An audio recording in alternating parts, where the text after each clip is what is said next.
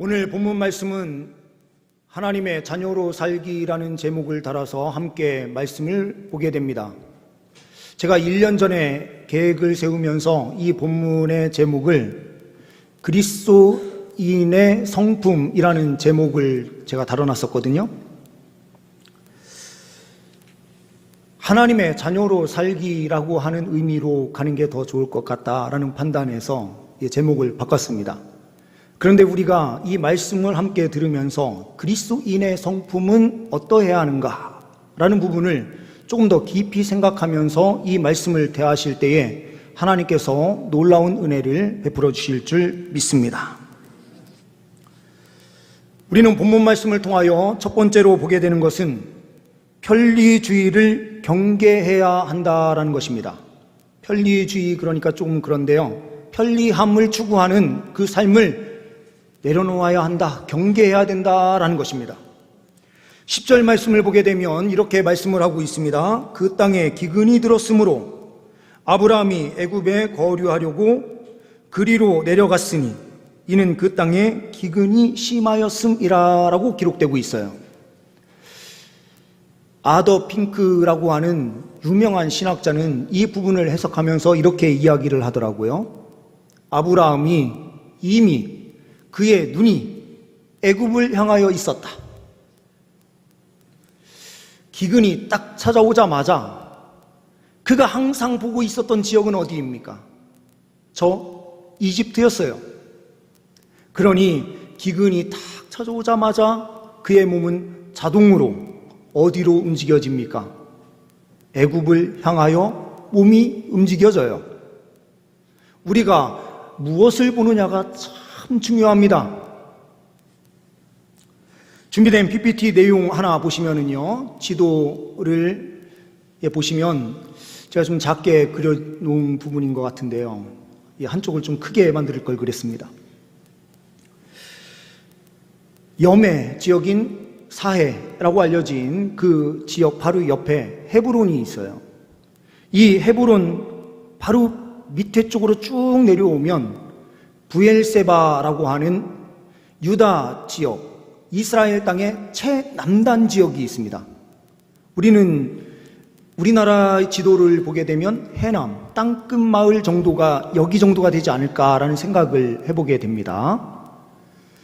이 부엘세바를 지나게 되면 그때부터는 이집트로 넘어가게 되는 거예요. 그래서 이 경로, 빨간 경로가 생기게 되는데요, 이 경로는 언제 지금 지도가 그려져 있는 거냐라고 할 때에 요거는 야곱 시대에 있었던 내용을 제가 그려놓은 겁니다. 야곱은 기근이 들었을 때 어떻게 행동하는가? 자기 자신의 아들인 10명의 아들, 마지막 막내 아들 베냐민을 빼고요, 나머지 10명의 자녀를 다 이집트로 보내서 무역을 하게 한 거예요. 가서 돈을 주고 곡물이 없으니 곡물을 사고 필요한 것들을 사서 가지고 오도록 했습니다. 야곱이 왜 그렇게 했습니까? 야곱은 밧단 아람인 하란 지역으로 올라가서 거기에서 20년 세월을 지냈거든요. 그 20년 세월을 지나면서 그의 꿈과 소망은 무엇입니까? 약속의 땅에 머무는 거였어요. 약속의 땅으로 돌아와서 그는 이집트로 넘어갈 수가 없었던 것입니다. 아브라함의 그 경로를 그도 알고 있었기 때문에 이집트로 내려가지 않으려고 했었던 것도 있었을 것 같아요. 그러나 최후에는 하나님의 뜻이 이집트에 있다는 것을 알고 나중에는 이집트로 들어가긴 하지만 그는 최대한 약속의 땅을 사수하고 지키려고 했어요. 그런데 아브라함은 왜 기근이 들자마자 바로 내려갔는가? 바로 편리주의 때문에 그랬습니다. 왜 편리주의입니까? 멀리에서요, 물건을 사서 가나안 땅으로 옮겨오는 것, 이거 쉬운 일 아니에요. 또 가뭄이 만약에 길어지면 그걸 다 먹고 난 다음에 떨어지면 또 어떻게 해야 됩니까? 또 내려가야 돼요. 그러니 아브라함의 생각은, 가장 좋은 생각은 무엇입니까? 아유, 우리 모든 사람들이 다 저 이집트 땅으로 가자. 거기에서 있다가 여기 가나안 땅에 기근이 끝났다라고 하는 시점에 들어오자, 이렇게 생각을 한 것 같아요. 그런데 이 편리함, 편리주의가 결국에는 하나님께서 약속하신 땅을 버리는 결과가 된 거예요. 우리도 이 편리함을 추구하는 신앙이 될 때에 큰 문제가 있어요. 하나님께서 말씀하신 사명의 자리를 우리가 어떻게 지켜내느냐, 이게 결국에 가장 중요한 문제인데요. 우리는 끊임없이 편리함을 추구해요. 그러다 보니 조금 더 편리하게, 조금 더 편리하게 이렇게 가다 보면 나도 모르게 봉사의 자리는 점점 사라지는 거예요.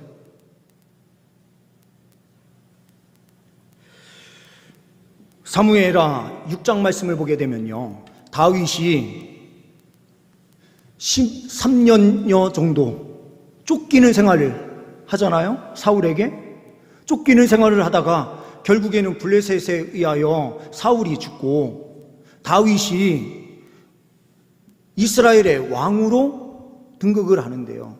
처음에는 유다 지파 중심으로, 그 다음에는 온 이스라엘의 왕으로 올라가요. 온 이스라엘의 왕이 되자마자 이 다윗이 선택한 길은 뭔가? 여호와의 율법궤를 가지고 오는 것이었습니다. 율법궤가 어디에 있었습니까? 아비나답의 집에 20년 동안 있었어요. 아비나답의 집에 있는 그 율법궤인 언약궤, 그 여호와의 궤를 가지고 나오는 길에 어떤 방법을 사용하느냐? 새 수레를 만들어요. 깨끗한 수레. 우리가 보면 참 하나님 그 임재의 상징으로 이야기하는 언약궤를 가지고 오기 위하여, 여호와의 궤를 가지고 오기 위하여 새 수레까지 준비하고 참 잘했네, 이렇게 생각을 할 수 있어요. 그런데 이 수레를 끌고 이 율법궤를 가지고 내려오는 순간 소가 갑자기 뛰면서 율법궤가 한쪽으로 쓰러지게 생긴 거예요. 그러니 그의 아비나답의 아들 한 사람이 손을 대어 그 율법궤를 탁 잡는 순간 어떻게 됩니까? 바로 죽어버렸어요. 이 광경을 보고 다윗이 헤레스 우사라고 하는 그 명칭으로 그 땅의 이름을 부르기 시작했거든요.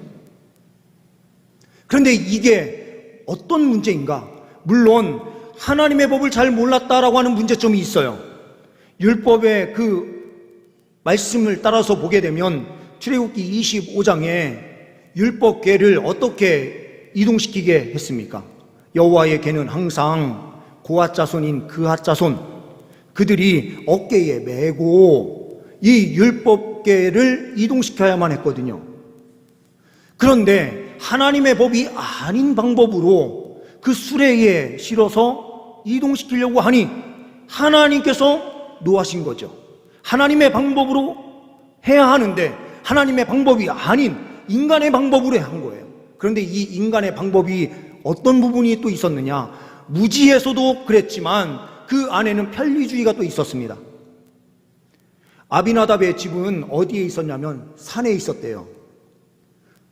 사무엘하 6장 말씀을 계속 보면은 아비나답의 집은 산에 있어서라는 표현이 계속 나와요. 한마디로 제사장들이 올라가가지고요 그 율법궤를 메고 내려오려면은 얼마나 복잡해요. 그러니 수레를 이용하자, 이 생각도 있었을 것 같아요.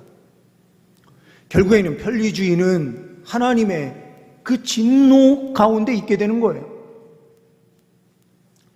우리가 코로나 시기를 지나면서 모든 교회들이 다 유튜브 실시간 이 방송을 시작하지 않았습니까? 그렇죠?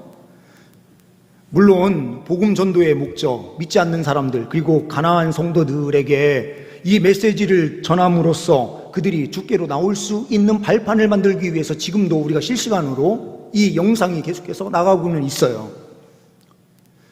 그런데 그 편리함에 의하여 성도들이여 예배를 나오지 않을 때에 뭘로 위안을 삼느냐? 이 실시간 유튜브 예배를 자기가 드린다라고 하면서 마음에요 편리주의를 통해서 안심을 누리는 수단으로 이것을 사용해요. 하나님께 진정으로 예배하는 수단으로 사용하는 것이 아니라 마음은 이미 딴 데 가 있어요. 하나님 앞에 진정으로 예배하지 않는 그런 삶이 있을 수 있다는 거죠. 편리주의는 결국에는 우리의 신앙을 망쳐버릴 수도 있어요.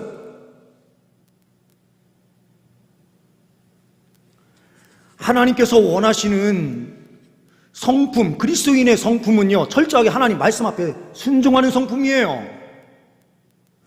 우리가 하나님 말씀을 떠나 있는 성품, 거룩한 성품이 있어봐야 무슨 소용이 있어요? 하나님 말씀 안에서 우리가 거룩한 성품을 살아내고 하나님의 영광을 위하여 살아갈 때에 하나님께서는 그 그리스도인다운 모습을 기뻐하시는 거죠. 하나님 말씀 바깥에 있는 것은 아무 소용이 없는 것이거든요. 그런데 편리주의가 잘못하면 하나님 말씀 바깥으로 나아가게 쉽게 만들 수가 있어요. 일부 예배도 마찬가지예요. 일부 예배는 봉사자들을 위해서 우리가 일부 예배도 드리잖아요. 요즘은 일부 예배가 점점 많아지고 있는데요. 일부 예배 드리고 다른 데 가시라고 우리가 일부 예배가 있는 게 아니에요. 편리함을 위해서 일부 예배가 존재하는 게 아니듯이 마찬가지로 우리의 삶은 하나님 말씀 안에서 좀 불편함이 있어도 사명의 자리를 지켜내는 것, 그럴 때에 하나님께서 기뻐하는 하나님의 자녀로 우리가 서 있는 것 아니겠습니까? 두 번째로는 인본주의를 경계해야 한다라는 것입니다. 인본주의는 인간이 모든 것의 중심이 있다라는 거예요. 하나님이 중심이 아니라 인간이 중심이다 라고 하는 게 이게 다 인본주의죠. 11절부터 13절 말씀을 보게 되면 이렇게 말씀을 하고 있습니다. 그가 애굽에 가까이 이르렀을 때에 그의 아내 사레에게 말하되 내가 알기에 그대는 아리따운 여인이라. 애굽 사람이 그대를 볼 때에 이르기를 이는 그의 아내라 하여 나는 죽이고 그대는 살리리니 원하건대 그대는 나의 누이라 하라. 그러면 내가 그대로 말미암아 안전하고 내 목숨이 그대로 말미암아 보존되리라. 우리 성도님들, 남자들의 그 말에 현혹되지 마세요. 사랑합니다. 아유 오늘따라 너무 이뻐. 이런 말 할 때 지금 무슨 결과가 나타나요? 아내를 팔아버리겠다는 겁니다. 이게 미사용어를 쓸 때가 참 문제예요. 결국에는 마음도 없는 미사용어.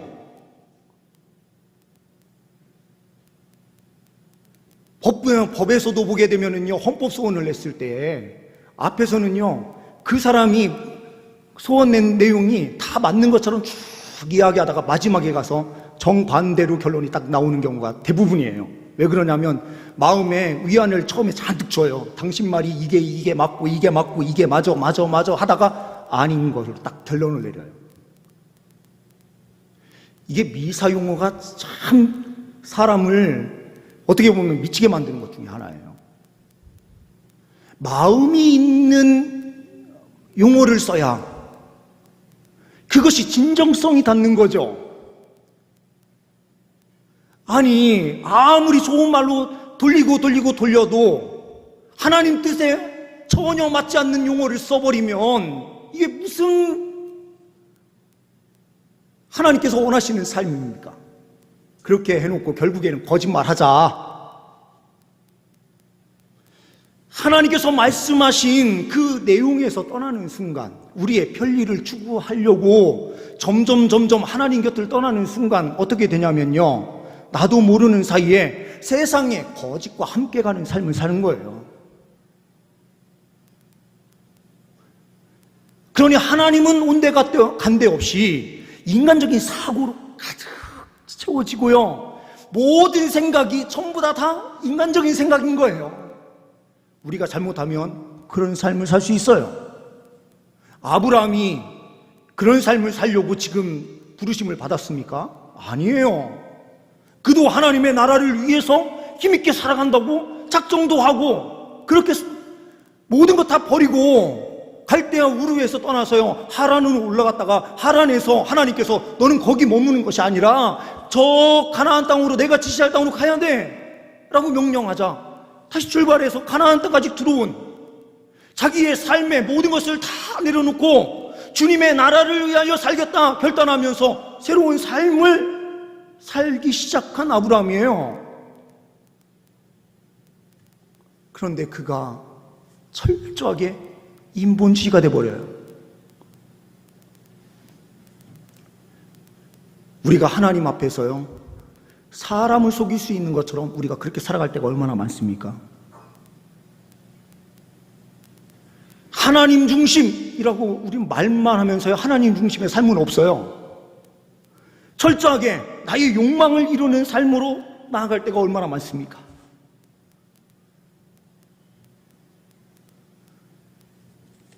이때 나이가 아브라함이 75세거든요. 그럼 사라가 몇 세예요? 65세예요. 제가 이제 어렸을 때 시골 마을에서요 한갑잔치 하신다 그러면은 진짜 연세가 많이 드신 것처럼 보였거든요. 그런데 지금 한 80세 이상 되시는 우리 권사님들을 뵈면 이거 거짓말 아닙니다. 진짜 이게 60대처럼 보이세요? 이거 거짓말 아닙니다. 정말이에요. 이렇게 미사 용어를 쓰고 제가 다른 얘기하려고 하는 거 아닙니다. 그런데 이 사라는 몇 살까지 삽니까? 아브라함과 사라는 180 이상까지 살잖아요. 그렇죠? 175세, 180, 요 때까지 사니까 한번 생각을 해보십시오. 지금 우리가 120년, 길게 살아야 120년인데요. 120년을 사시는데도 80세가 됐을 때에 굉장히 젊어 보이신단 말이에요. 그런데 180세까지 이상 살던 그 시대에 때로는 200세까지도 사는 사람들이 있었는데요. 그러면 이 65세 정도 되는 연세면 지금의 30대와 똑같은 그 정도는 되지 않았을까라는 생각이 드는 거죠.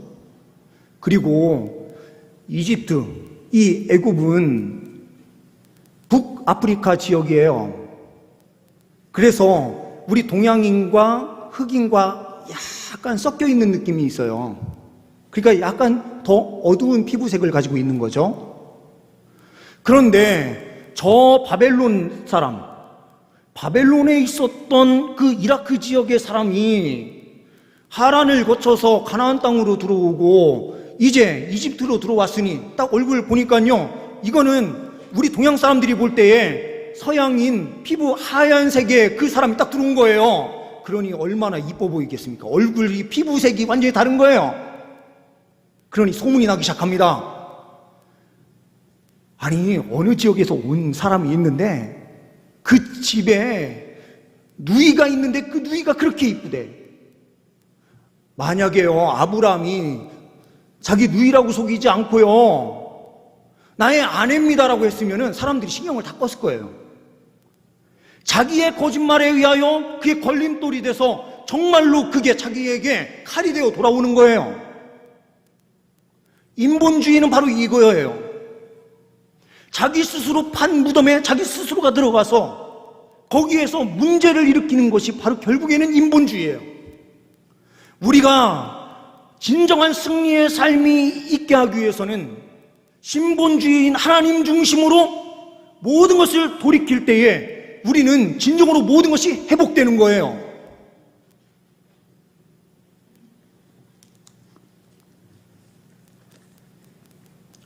마지막으로 세 번째로는 무자각을 경계해야 된다라는 것입니다.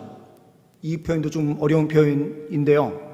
한마디로 우리가요 깨닫지 못하면 큰일이잖아요. 스스로 깨닫지 못하는 것을 경계해야 된다라는 겁니다. 어떤 것을 깨닫지 못하는 것을요? 하나님 뜻을 깨닫지 못하는 것을 경계해야 된다는 겁니다. 17절 20절 말씀을 보게 되면요, 이렇게 말씀을 하고 있습니다. 17절에요, 여호와께서 아브라함의 아내 사레의 일로 바로와 그 집에 큰 재앙을 내리신지라. 20절 말씀에요, 바로가 사람들에게 그의 일을 명하매 그들이 그와 함께 그의 아내와 그의 모든 소유를 보내었더라. 이렇게 되어 있어요. 여호와께서 아브라함의 아내 사레의 일로라고 표현되고 있죠. 이 말씀에요, 왜 하나님께서 개입하셨습니까? 하나님께서 개입하신 이유는 아브라함과 사레를 통해서 하나님께서 약속을 해주셨기 때문이에요. 언약을 맺으셨기 때문입니다. 그 후손들을 통하여 결국에는 누가 오실 거기 때문에요? 예수 그리스도께서 오실 거기 때문에. 아브라함을 위해서, 아브라함의 아내였기 때문에 그 일에 하나님께서 개입하셨다라고 하는 거예요. 그런데 하나님께서 개입하시기 전까지 아브라함은요, 하나님의 뜻을 전혀 깨닫지 못하고 있는 거예요. 이런 무자각, 무지의 모습이 우리 신앙인의 모습이 되어서는 안 된다는 거죠. 우리는 늘 항상 하나님의 말씀을 보면서 하나님의 뜻을 바로 깨닫고 그 말씀 앞에 바로 행해야 돼요. 그런데 우리가 사명을 잃고요, 하나님의 언약을 망각하고 우리가 세상으로 나아갔을 때에 어떤 문제가 생깁니까? 세상이 저주를 받아요. 하나님께서 진노하시는데요, 아니 바로의 집에 하나님께서 재앙을 내리시는 거예요. 글쎄, 우리 그리스도인들이요, 하나님 말씀 앞에 바로 서 있지 않으면 어떤 문제가 생기는가? 이 세상이 타락한다는 거예요. 그리스도인들이 하나님의 사명을 잊고 세상 사람과 똑같이 동화되어 인본주의, 편리주의를 추구하면서 신앙을 내려놓는 순간 어떤 문제가 생긴가? 이 세상의 도덕적인 가치가요, 땅에 떨어지기 시작하는 거예요. 왜 이 세상이 이 모양입니까? 우리가 많이 기도하잖아요. 그렇죠? 하나님, 이 땅을 좀 변화시켜 주세요. 그런데 그 책임이 누구한테 있느냐? 성경은요, 그리스도인들에게 있다. 우리가 하나님 자녀답게 살지 못했기 때문에 이 세상이 타락한 것이다. 이렇게 이야기하시는 거죠. 그런데 우리의 실수 가운데서도 하나님께서는 친히 개입해 주실 때 어떤 역사가 펼쳐집니까? 회복되는 역사가 펼쳐져요. 이게 우리에게는 소망이에요. 우리는 때로는 실수할 일이 너무 많아요. 하나님께서 주신 가정을 진실하게 지키지 못할 때가 우리가 얼마나 많고, 세상 속에서 세상 사람들과 똑같은 모습으로 살아갈 때가 얼마나 많습니까? 그런데 하나님께서요, 언약의 가정 가운데 신이 임재하여 주셔서 하나님께서 그 가정을 회복시켜 주시는 거예요. 가정이 거짓으로 나가는 순간 큰 문제가 생겨요. 부부의 그 언약 안에서, 약속 안에서 서로가 진실하게 그 약속을 지켜낼 때에 아름다운 가정을 이룰 수가 있는 거예요. 그런데 그 안에 속임이 있고, 아내 몰래, 남편 몰래 라고 하는 이 몰래가 들어가는 순간 결국에는 심각한 문제가 생겨요. 이 사회가 왜 점점 성적으로 타락하고 이 세상에 이렇게 문제가 생기는가? 다 그리스도인들 때문이에요. 우리가 바로 서 있지 못하고 바로 기도하지 못하니 이런 문제들이 끊임없이 일어나는 거예요. 프랑스 나폴레옹이 오스트리아의 국경 도시인 벨드리를 공격하기 위하여 한 장군을 보내요. 그 장군이 이 벨드리를 치기 위해서 준비를 딱 하고 있었을 때가 언제냐? 바로 부활절 전날이었습니다. 그 광경을 보고 시의회가 모이기 시작하는데 저녁 11시 넘어서 모이기 시작한 거예요. 그러면서 서로 막 논쟁이 일어나기 시작했습니다. 우리 나폴레옹과 싸워서는 우리 이 성을 우리 도시를 지킬 수 없으니 항복하자. 그 또 하나는 빨리 우리 모든 시민을 다 대피시키고 이 땅을 그냥 내려놓고 우리 도망가자 하는 주의. 또 하나는 아이 무슨 소리야. 그래도 여기를 지켜야지.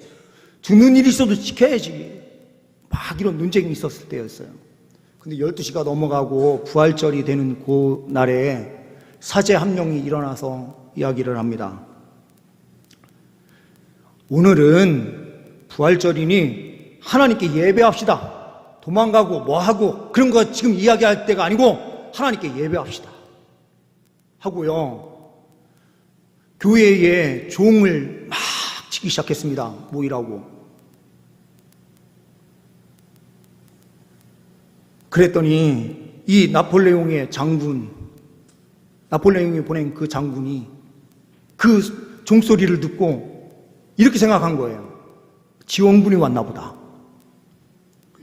그럼 우리는 이 인원으로는 공격하기 어려우니 후퇴하자 해서 후퇴를 했다는 겁니다.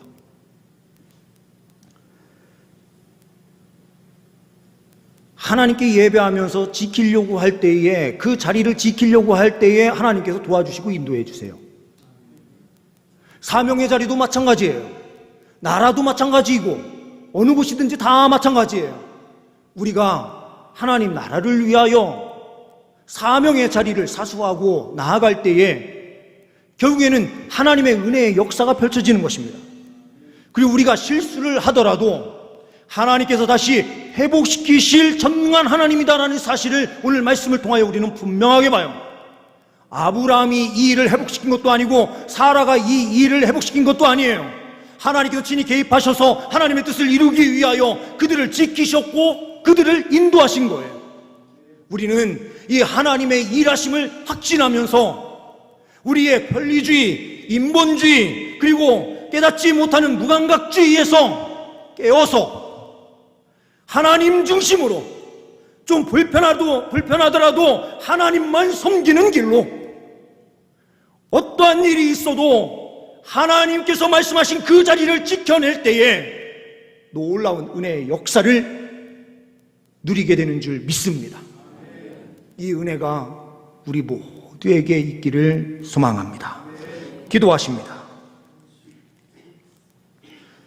하나님 아버지, 하나님께서 약속하신 그 약속의 땅 사수할 수 있는 우리 모두가 되게 하옵소서. 편리함을 추구하지 아니하고 인본주의를 추구하지 아니하고 깨닫지 못하는 어리석음 가운데 있는 우리의 삶이 되지 않도록 주님 인도하여 주옵소서. 늘 항상 성령의 은혜로 함께하여 주셔서 하나님의 뜻을 보게 하시고 하나님 뜻 앞에 전적으로 순종하며 달려갈 수 있는 우리 모두가 되게 하옵소서. 우리 주 예수 그리스도의 이름으로 기도하옵나이다. 아멘.